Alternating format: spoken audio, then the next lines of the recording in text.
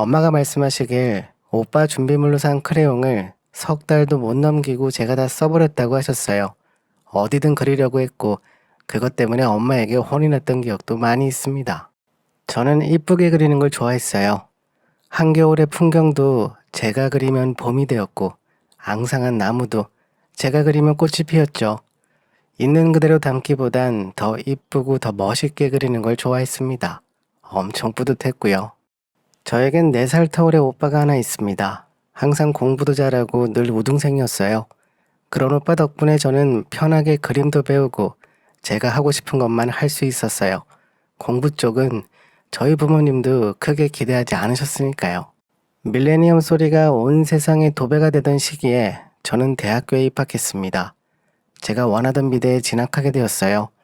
전공이 그래서 그런지 강의실에는 온통 여자들 뿐이었고 그때 친한 친구도 많이 만들면서 즐겁게 다녔습니다. 제가 대학교 3학년이 되던 시기에 친구의 소개로 한 남자를 알게 되었습니다. 미팅 같은 자리는 아니었고 그냥 평범한 식사 자리였어요. 눈썹이 짙고 이목구비가 뚜렷한 모습에 그날부터 온통 그 사람 생각만 났습니다. 저는 인물화를 그릴 때도 있는 그대로 담진 않았습니다. 요즘은 사진도 보정 작업을 해서 더 이쁘고 멋있게 바꾼다고 하던데 저는 어릴 때 친구들 얼굴을 그려줄 때도 나름 저만의 보정을 해서 아주 이쁜 모습으로 그려줬습니다. 근데 그 남자는 그럴 필요가 없었어요. 있는 그대로만 담아도 그냥 충분했습니다. 그렇게 연필과 캔버스를 붙잡고 혼자 짝사랑을 시작한 지 몇 달이 지나서 저의 진심이 통했는지 그림 속의 그 남자가 제 애인이 되었습니다. 남자친구는 같은 대학 국문과에 다니고 있었어요. 저와 학년은 같았지만 저보다 학번도 나이도 3년이 많았습니다. 학교 안에서든 밖에서든 늘 붙어 다녔고 글솜씨만큼 말솜씨도 좋아서 뜨거워진 전화기처럼 식을 줄 몰랐습니다. 주변 친구들이 많이 부러워했어요. 보기 좋다, 잘 어울린다는 칭찬들이 그때 마냥 달콤하기만 했습니다. 그땐 그 부럽다는 말이 어떤 의미인지 모르고 지냈습니다. 나중에 그게 독이 될 줄은 그때까진 상상조차 못하고 있었으니까요. 저는 대학교 졸업 후 친한 선배의 소개로 학원에 나가 일을 하게 되었습니다. 제가 근무했던 학원은 저희 학교 출신이 많이 오기로 유명했고 그래서 마치 대학 다니는 기분으로 일을 배웠어요. 남자친구도 졸업 후 직장을 잡았습니다. 처음엔 이름 있는 대기업에 들어가 보려고 애를 썼지만 1년 정도 지나서 중견 보험회사 직원으로 입사하게 되었어요. 새로 일을 배우며 바쁜 와중에도 저희는 꾸준히 잘 만났습니다. 그렇게 제가 28살이 되었을 때 5년 넘게 사귄 남자친구와 결혼식을 올리게 되었어요. 학원 근처에 있는 작은 빌라에서 신혼집을 차리게 되었고 얼마 지나지 않아 아이도 생겼고요. 30살이 되던 봄에 저희 아들이 나왔습니다. 그때부터 다니던 학원은 잠시 휴직을 하고 아이에게만 전념했어요. 정말 너무 이뻤습니다. 그림에 담아 놓을까 몇 번이고 시도했지만 눈에 담기도 부족한 시간이어서 결국에는 펼쳐놨던 캠퍼스를 덮어버렸습니다. 처음에는 학원에서 알던 지인들에게 연락도 자주 오고 언제 복직하냐며 저의 안부를 묻더니 어느 순간부터는 제 핸드폰이 울리지 않더군요. 이렇게 사람들의 기억에서 지워지는 건지 불안한 마음이 들기 시작하던 시기에 어느 늦은 밤 잠잠했던 제 휴대폰이 울리기 시작했어요. 학원 지인이었습니다. 그 친구는 저희 학교 후배였는데요. 예전 대학교 시절부터 친동생처럼 가까이 지냈었고 학원에 오게 된 이유도 저 때문이라고 하던 후배였어요. 내심 흐뭇했습니다. 그래도 나를 잊지 않고 찾아주는 사람이 있구나 했죠. 학원을 비운 지 2년밖에 지나지 않았지만 학원 안에서 보면 절대 짧은 시간이 아니었거든요. 그래서 저도 아주 반가운 마음으로 전화를 받았습니다. 그 후배는 술에 잔뜩 취한 목소리였고 갑자기 울먹거리면서 속에 담아둔 이야기를 쏟아내는데 저는 전화기를 붙잡고 그 자리에서 굳어버렸고 옆에서 저희 아들 울음소리도 들리지 않았어요. 머릿속엔 온통 남편 얼굴만 떠올랐습니다. 학원에서 제 남편을 봤다고 했습니다. 근데 남편 혼자 있던 것도 아니었고 그 옆에는 저도 잘 알고 있던 선배 언니가 있었다네요. 그 선배가 저에게 학원 일을 소개해 줬었는데 왜 그렇게 나에게 친절했는지 이제 알겠더군요. 둘이 뭐하고 있었냐며 후배에게 물어보자 후배는 아무 대답도 못하고 울기만 했고 그때서야 모든 게 분명해졌습니다. 그렇게 며칠 뒤 밤늦게 찾아간 학원에서 입구에 주차되어 있는 남편 자동차도 발견했고요. 입술을 깨물고 올라간 학원 강의실에서 후배가 봤다는 그 장면을 저도 목격했습니다. 그날 제가 부숴버린 석고상처럼 저희 결혼 생활도 깨져버렸고 쥐꼬리만한 위자료와 기약 없는 양육비 소리를 들으며 그 남자와 갈라섰습니다. 그날부터 아이와 함께 친정집에서 지냈습니다. 떨리는 손으로 아들을 안고 들어갔는데 저보다 더 떨리는 손으로 엄마가 안아주셨어요. 그렇게 시간이 지나 어느 정도 진정이 되자 저는 다시 일을 찾아다니기 시작했습니다. 미술학원으로 취직하면 조금 편했겠죠. 대학 전공도 그리고 경력도 있었으니까요. 하지만 학원 근처에는 가기 싫었습니다. 미술학원들이 강의실 구조가 다 비슷하거든요. 전 거기서 이혼을 했고요. 그래서 피했습니다. 다른 일을 찾아보다가 우울하기도 해서 집 근처에 있는 화방에 들어가 봤습니다.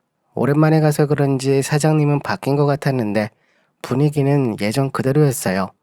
그때 어떤 여학생들이 들어왔습니다. 제 근처로 우르르 오더니 이것저것 만져보며 물감에 대해서 한참 동안 이야기하는데 제가 옆에서 몇 마디 알려줬거든요.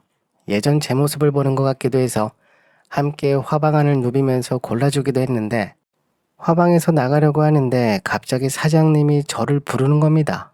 저보고 학원 선생님이냐고 묻는데 백수라고 했어요. 그러면 여기서 일해볼 생각이 없냐고 난데없이 스카우트제의가 들어와서 이게 무슨 일인가 싶었습니다. 미술학원은 싫어도 화방은 또 괜찮았습니다. 여사장님 혼자 운영하는 곳이라고 하길래 부담감도 적었고요. 그렇게 34살의 나이에 새로운 직장을 찾게 되었어요. 나중에 사장님과 점점 친해지면서 마치 친언니처럼 지냈습니다. 그곳에서 1년 정도 일을 하고 있었을 때 어느 날 아주 반가운 얼굴이 가게에 찾아왔습니다. 그때 저에게 남편 바람을 알려준 후배였어요. 그 친구는 나에게 죄를 지었다면서 미안했지만 저는 고맙다고 했어요. 더 속기 전에 끝냈으니까요. 그날도 제가 다니던 가게에 와서는 미술학원에 다시 나올 생각이 없냐고 하길래 펄쩍 뛰었네요. 내가 어떻게 거기로 다시 들어가냐고 했죠. 나중에 들어보니 그 학원은 이미 망해서 선생님들끼리 따로 학원을 차렸다고 하더군요. 학생들 수업하는 강의실에서 학원 선생이 밤마다 그런 짓을 했다는 소문이 나는 바람에 석 달도 못 넘기고 문을 닫아버렸다고 했습니다. 그러면서 학원 원장이 그 상간녀랑 법원에서 난리도 아니었다면서 이야기를 하는데 피눈물을 흘렸다 바닥에 무릎을 꿇고 빌더라. 후배가 제 앞에서 상간녀 욕을 하기 시작하는데 약간 과장된 이야기인 줄 알고 있긴 했지만 들을 때마다 속이 후련하긴 했네요. 그러면서 저보고 새로 차린 학원에 와달라고 하는데 저는 이곳에서 일하는 것도 너무 만족한다고 신경 써줘서 너무 고맙지만 괜찮다고 했어요. 그러면서 후배가 저에게 전 남편에 대해서 은근히 물어보는데 연락 끊고 지낸다고 했습니다. 죽었는지 살았는지 모른다고 했어요. 그러자 후배가 저에게 양육비는 어쩌냐고 하는데 뒤에 있던 저희 가게 사장님 언니가 불쑥 오더니 양육비 줄 정도로 책임감이 있었으면 진작에 바람을 피웠겠냐며 혀를 차더군요. 그 소리가 모두 다 맞았습니다. 그런 사람이었어요. 후배는 학원에서 쓸 물건들을 사가겠다면서 이것저것 잔뜩 담아 다가갔고요. 나가는 순간까지 저희 사장님에게 우리 선배 잘 부탁드린다고 몇 번이나 허리를 숙이며 나갔습니다. 그런 모습을 보며 가슴에 난 상처도 점점 아물었네요. 월급도 괜찮게 받았고요. 그 돈 받아다가 저희 부모님과 아이 데리고 가끔 외식도 하고 아들이 점점 크면서 장난감도 사줬습니다. 근데 저희 아들은 장난감을 사다가 주면 그걸 만지지 않고 보고만 있었어요. 저를 닮아 그런지는 모르겠는데 좀 유별났습니다. 원래 사내 아이들은 장난감을 사다가 주면 던지기도 하고 발로 차기도 하고 그런다던데 저희 아들은 책상 위에 가만히 세워놓고 한참 동안 보고 있다가 그걸 그리기 시작했어요. 당연히 처음엔 형체만 간신히 알아볼 수 있을 정도로 그렸죠. 점점 나이를 먹어가면서 제법 비슷하게 그리기 시작했어요. 저도 다른 엄마들처럼 내 자식이 혹시 천재인가 내심 기대가 되기도 했었고요. 옆에서 저희 엄마는 피는 못 속이는 것 같다며 웃으셨고요. 그때부터 저희 아들 선물은 로봇 장난감이 아닌 미술용품을 사다 줬습니다. 그렇게 무럭무럭 자라서 7살이 되었을 때 처음으로 제가 일하는 화방에 데려왔어요.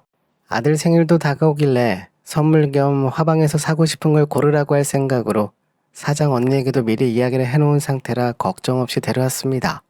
저희 아들은 오자마자 입을 떡하니 벌리면서 구석구석 살펴보더니 갑자기 밖에서 나는 자동차 소리에 문을 열고 뛰어나갔어요. 그러면서 혼자 소리를 지르는데 저도 깜짝 놀라 아들에게 달려갔습니다. 밖에 가보니 아들은 버스를 보면서 입을 다물지 못했습니다. 제가 봐도 좀 신기했어요. 버스 한 대가 지나가는 게 아니라 여러 대가 마치 기차처럼 줄지어 나갔습니다. 그때 처음 제가 일하는 화방 건물 뒤편에 버스 차고지가 있다는 사실을 알게 되었어요. 그때가 배차 시간이었는지 저도 신기해 보였습니다. 그렇게 쏟아져 나오는 버스를 보면서 저희 아들은 그날부터 버스와 사랑에 빠진 것 같았습니다. 장난감도 버스만 사달라고 그러고 스케치북에 온통 버스만 있었으니까요. 아마 처음 써본 영어 단어도 버스일 겁니다. 그 정도로 좋아했어요. 그날부터 저희 엄마가 바빠지셨어요. 손주가 자꾸 버스 보러 가자고 난리를 치는 통에 손주 손에 이끌려 저희 화방까지 오셨습니다. 저는 가게를 지켜야 해서 밖에 나가보지 못하고 매일 밤 퇴근해서 집에 가면 아이 스케치북만 봤는데 언제부턴가는 저희 아들이 버스 옆에다가 웬 선글라스를 쓴 남자 하나를 그리기 시작했어요. 처음엔 덜컥 걱정되었습니다. 단 한 번도 아빠를 찾은 적이 없었는데 아빠에 대한 그리움이 그림에 담긴 것 같았어요. 근데 얼마 지나지 않아 그 선글라스 쓴 남자가 누군지 알 수 있었네요. 아빠를 그리워하는 게 아니라 진짜 선글라스를 낀 남자를 그린 거였어요. 그리고 그 남자를 만나게 되었습니다. 그날도 아주 시꺼먼 선글라스를 쓰고 있었죠. 엄마에게 연락해보니 손주와 버스 보러 왔다고 하길래 그때 좀 한가하기도 해서 저도 한번 나가봤습니다. 차고지에 도착하니 엄마는 혼자 의자에 앉아 계셨고 저희 아들은 보이지 않았어요. 그래서 어디 갔나 걱정이 되었는데 구석에 있는 파란 버스 앞에서 저희 아들이 멍하니 서서 보고 있는 겁니다. 주변에 버스도 많이 지나가고 위험해 보여서 곧바로 달려갔죠. 근데 그 옆에 어떤 남자가 나타나는 겁니다. 아이스크림을 건네주는 것 같았어요. 그러면서 앉아 계신 저희 엄마에게도 아이스크림을 건네주더라고요. 서로 잘 알고 있는 것처럼 편해 보였어요. 그래서 저도 아들을 부르며 다가갔고 그 남자는 저에게 다가와 선글라스를 벗고 인사하는데 첫인상은 엄청 투박해 보였습니다. 덩치도 크고 목소리도 크고 쓰고 있던 선글라스도 컸는데 눈은 참 작고 아담했습니다. 선글라스를 쓰고 있을 땐 좀 싸나워 보였는데 벗고 나니 순한 곰처럼 보이긴 했어요. 그러면서 저에게 오더니 갑자기 제 아들 칭찬을 하기 시작하는 겁니다. 아드님이 천재라고, 아니 초등학교도 안 들어갔는데 어쩜 이렇게 그림을 기가 막히게 잘 그리냐면서 저보고 아들이 천재라는 걸 알고 있냐며 호들갑을 떠는데 자식 칭찬을 들어서 그런지 경계심이 좀 풀렸어요. 그래서 감사하다고 이야기하고는 아들에게 가서 아저씨 귀찮게 하지 말고 나오라고 했는데 옆에서 그 버스기사 아저씨가 펄쩍 뛰면서 아무 방해 안 된다고 괜찮다고 그러는 겁니다. 저도 가게를 오래 비울 수가 없어서 엄마에게 빨리 들어가시라고 말씀드리고 나서 다시 가게로 들어왔어요. 그리고 그날 퇴근해서 집에 가자마자 엄마에게 그 남자가 누구냐고 물어봤습니다. 나쁜 사람은 아니냐고, 위험하지 않냐고 했어요. 그때부터 엄마가 그 남자 이야기를 하시는데 총각 소리를 얼마나 여러 번 하시는지 그 남자 이름이 성이 총이고 이름이 각인 줄 알았습니다. 요즘 그런 사내가 어딨냐며 칭찬하시는데 제가 몰랐던 일들을 들을 수 있었어요. 그때 엄마가 앉아 계셨던 의자가 원래 흡연구역이었다네요. 근데 저희 아이가 자주 왔다 갔다 해서 그 남자가 흡연구역을 바꿔버렸답니다. 거기 있던 재떨이를 들어다가 건물 뒤로 옮겨놨대요. 그렇게 그 의자가 저희 아들 전용석이 되었고요. 엄마는 재떨이를 치워주는 모습에 너무 감동받아서 그 남자를 유심히 보고 계셨다네요. 불러서 말도 걸어보고 뭐 하는 사람이냐, 결혼을 했냐, 자식은 있냐 이런 호구조사를 하셨는데 갑자기 제 팔을 잡으며 총각이라며 아이도 없다고 하셨어요. 당시 그 남자는 저보다 2살이 많은 40살이라고 했고요. 동생이 둘이고 집이 가난해서 혼자 뒷바라지하느라 홍기를 놓쳐버렸다면서 저렇게 책임감이 있는 남자를 찾기도 힘들다고 엄마는 슬쩍 제 전남편 이야기도 하셨습니다. 그래서 제가 요즘 40살이 뭐 그리 많은 것도 아니고 총각이 뭐하러 애엄마를 만나겠냐고 괜히 옆에서 그 남자 부담되게 하지 마시라고 했어요. 그러자 엄마는 불같이 화를 내시면서 저보고 네가 어디가 부족해서 그러냐고 밖에서 보면 누가 애엄마인 줄 알겠냐고 하시는데 더 설득하기도 지쳐서 그만뒀습니다. 그날부터 저는 일부러 차고지에 가지 않았어요. 괜히 엄마랑 마주치면 이상한 이야기를 할 것 같았거든요. 그렇게 한동안은 조용했습니다. 몇 달이 지나 해가 바뀌어서 저희 아들은 초등학교에 입학했습니다. 학교에 다니면 버스 차고지는 그만 다니겠나 싶었는데 이제는 엄마 혼자 차고지로 가셨어요. 그러던 어느 날 그 남자가 찾아왔습니다. 어떤 선글라스를 쓴 남자가 가게 문을 열고 들어오는데 그 남자였어요. 저에게 오더니 저희 아들 이야기를 하면서 작년부터 서로 약속한 게 있었는데 초등학교에 들어가면 기념 선물로 버스 구경을 시켜준다 했다네요. 무슨 구경이냐고 물어보니 자기가 운전하는 버스에 태우고 시내 한 바퀴를 돌기로 했다면서 저보고 허락해달라고 하는 겁니다. 당연히 저는 곧바로 거절했어요. 아니 어떤 엄마가 8살 된 아들을 혼자 버스에 태우겠나요? 제가 단칼에 거절하자 그 남자는 당황한 것 같아 보였고 갑자기 목소리를 높이면서 작년부터 남자 대 남자로 약속을 한 상황인데 뭐가 걱정돼서 그러냐면 묻는 겁니다. 그래서 제가 위험해서 안 된다고 했어요. 그 소리에 펄쩍 뛰면서 화를 내는 겁니다. 자기 운전 경력이 얼마고 무사고로 다녔는데 뭐가 위험하냐며 따지길래 제가 바짝 다가가 선글라스 벗고 이야기하라고 그거 쓰고 소리치니까 더 보내기 싫다고 했어요. 그러자 그 남자는 선글라스를 벗었고 작고 동그란 눈이 보이자 완전히 다른 사람이 돼버리는 것 같았습니다. 저랑 눈도 잘 못 마주치면서 말도 떠듬떠듬 하는데 그때 속으로 좀 웃기긴 했네요. 그래서 안 된다고 했어요. 나중에 3학년쯤 돼서 그때 다시 이야기하자고 지금은 너무 어려서 안 된다고 했어요. 그 남자는 저를 빤히 보면서 무슨 말을 하려다가 멈칫멈칫하더니 씩씩거리며 알겠다고 나가버렸습니다. 그리고 며칠 뒤 그 남자가 또 들어왔어요. 이번에도 선글라스를 쓰고 들어왔길래 보자마자 그 시꺼먼 안경부터 벗으라고 했어요. 그러자 안경을 벗고 저에게 오더니 무슨 선물 상자 하나를 저에게 주는 겁니다. 자동차 장난감이라고 했어요. 약속을 못 지키게 돼서 미안해서 주는 선물이라고 저희 아들에게 전해주라고 하는 겁니다. 그래서 제가 아니 무슨 초등학생이 장난감 자동차를 가지고 노냐고 이젠 그런 거 안 갖고 논다고 이야기했습니다. 그러자 그 남자는 언제는 어려서 안 된다고 하고 이번에는 나이 많아서 안 된다고 하냐면서 혼자 또 씩씩거리다가 갑자기 선글라스를 꺼내 쓰더니 저보고 대뜸 쉬는 날이 언제냐고 물어보는 겁니다. 그래서 그건 왜 궁금하냐고 했어요. 쉬는 날에 자기가 운전하는 버스에 한번 타라고 내가 운전을 얼마나 잘하는지 보여주겠다고 하더군요. 근데 너무 당황스러워서 아무 말도 못하고 가만히 있는데 이젠 선글라스를 벗고 다시 또 물어보는 거예요. 저는 더 당황했죠.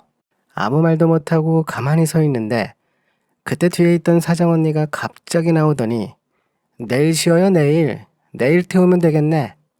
라며 한마디 하고는 밖으로 나가버리는 겁니다. 그래서 졸지에 그 남자 버스를 타봤습니다. 다음날 그 남자 버스를 타봤어요. 운전도 부드럽게 잘하고 손님들에게 친절하고 어르신들이 타면 천천히 기다려주기도 하면서 푸근한 버스기사 아저씨 같았습니다. 엄마가 왜 그렇게 칭찬했는지 알 것 같았네요. 그렇게 30분 정도 그 남자 버스를 타고 가다가 중간에 내렸습니다. 하루 종일 타고 다니기도 좀 그랬거든요. 중간에서 내려서 집에 오는 버스를 타고 돌아오는데 오는 버스는 좀 불편했네요. 운전기사가 달라서 그랬나 봐요. 며칠 뒤 그 남자가 또 찾아왔습니다. 근데 이번엔 아들 이야기를 하지 않더군요. 사장 언니는 무슨 밤 8시에 은행에 볼 일이 있다고 서둘러 나가버렸고 저랑 그 남자랑 가게에 단둘이 남아서 이야기를 나눴습니다. 대뜸 저에게 나는 별로요? 라며 자기가 많이 부족하냐고 물어보는데 할 말이 없었어요. 저보고 대학도 나오고 그림도 잘 그리고 학원 선생님까지 하셨다는데 동네 버스 기사는 별로냐고 많이 부족하냐면서 물어보더군요. 심지어 선글라스도 끼지 않고 저를 보며 이야기하는데 그때 저도 많이 흔들렸습니다. 그때 시작된 흔들림이 시간이 지나면서 더 심해졌고 그러다 어느 날 저도 모르게 그 남자 얼굴을 그려보기 시작했어요. 아이 스케치북 구석에 조그맣게 그렸다가 찢어서 버리기를 반복했습니다. 이번에는 그 남자의 진심이 저에게 닿았는지 그렇게 자연스럽게 연애 비슷한 만남을 시작했어요. 당연히 저희 엄마는 엄청 좋아하셨고요. 주변에서는 다들 재혼하라고 난리였고 아이도 저렇게 좋아하고 잘 따르는데 뭐가 걱정이냐고 하더군요. 제 친한 후배도 그랬고요. 그러다 저희 아들 가을 운동회를 겪으면서 재혼에 대해 확신이 들기 시작했습니다. 당연히 그 남자도 좋아했죠.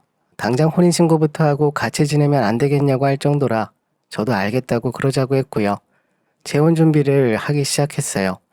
예전 결혼식 준비보다는 단촐했습니다. 부를 사람들도 없었고요. 그러다 어느 날 전 남편에게 연락이 온 겁니다. 제 후배가 재혼 소식을 주변에 알렸는지 그게 돌고 돌아서 전 남편에게 들어갔고 몇 년 동안 연락 한 번 없던 사람이 갑자기 나타나서 이상한 소리를 하기 시작했어요. 난데없이 아이 걱정을 하는 겁니다.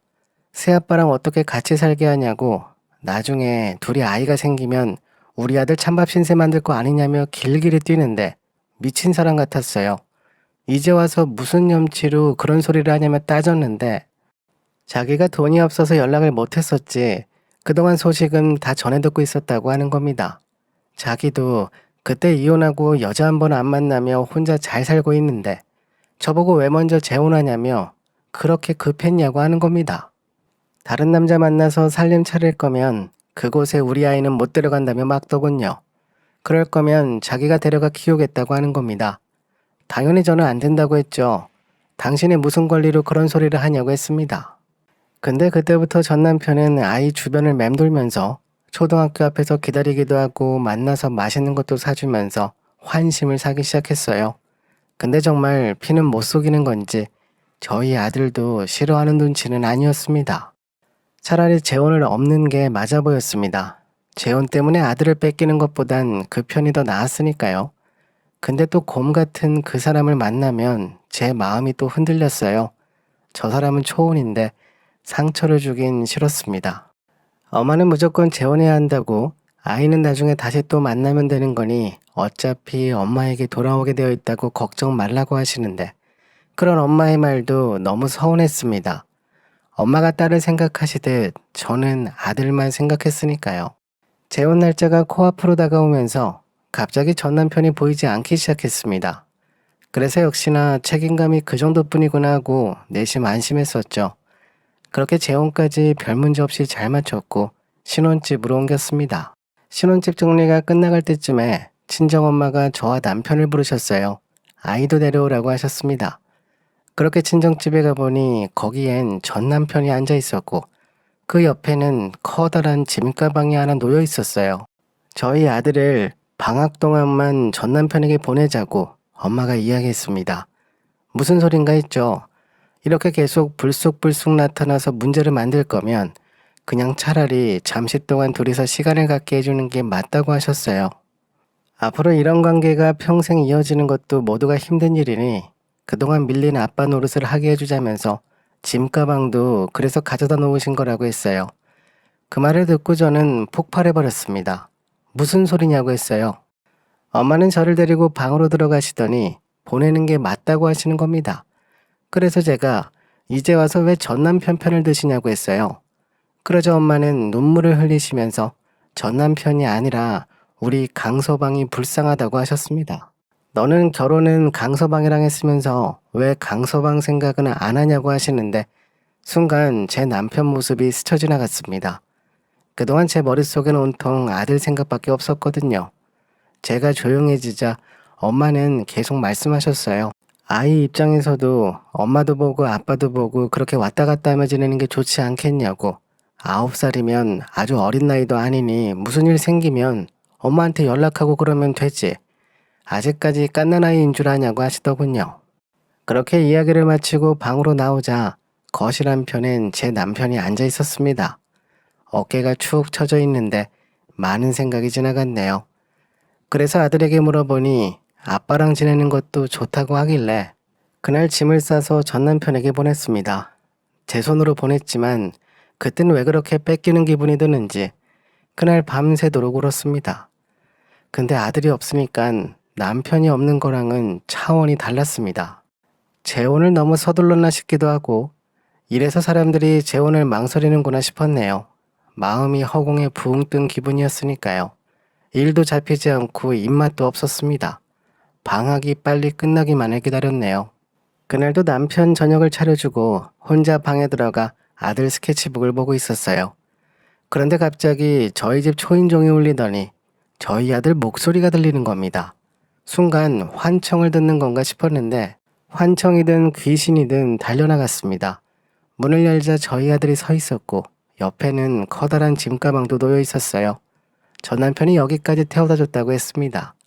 그러면서 아들을 끌어안고 울기 시작하는데 집에 데려오자마자 혹시 어디가 다쳤는지 무슨 일이 있는지 물어봤어요.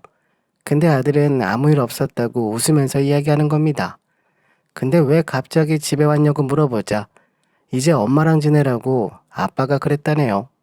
그때부터 짐가방을 풀기 시작했고 아들은 처음 보는 책가방을 메고 있었는데 그것도 전 남편이 이번에 새로 사준 거라고 하더군요.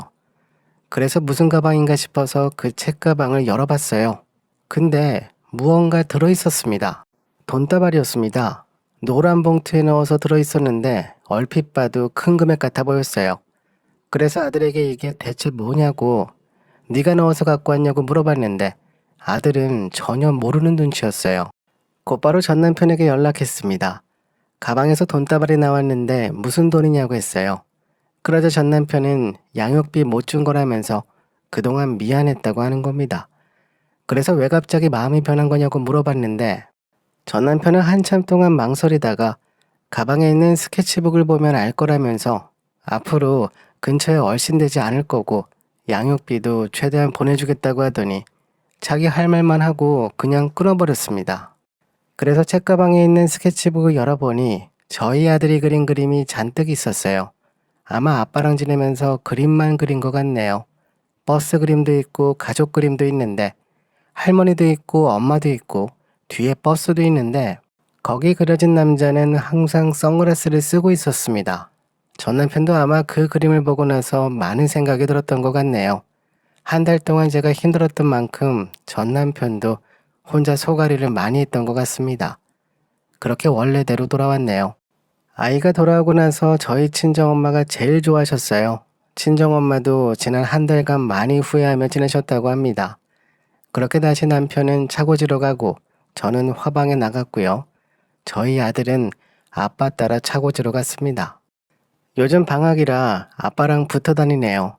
당연히 아빠가 운전하는 버스도 여러 번 타봤고요. 이제 제가 말릴 수가 없죠. 아빠가 아들 태우고 다니겠다는데 누가 말리겠나요? 안전운전하라고 잔소리만 해줬습니다. 저번에 한 번은 차고지에서 나가는데 아빠랑 아들이 똑같은 선글라스를 쓰고 앉아서 저에게 손을 흔들더군요.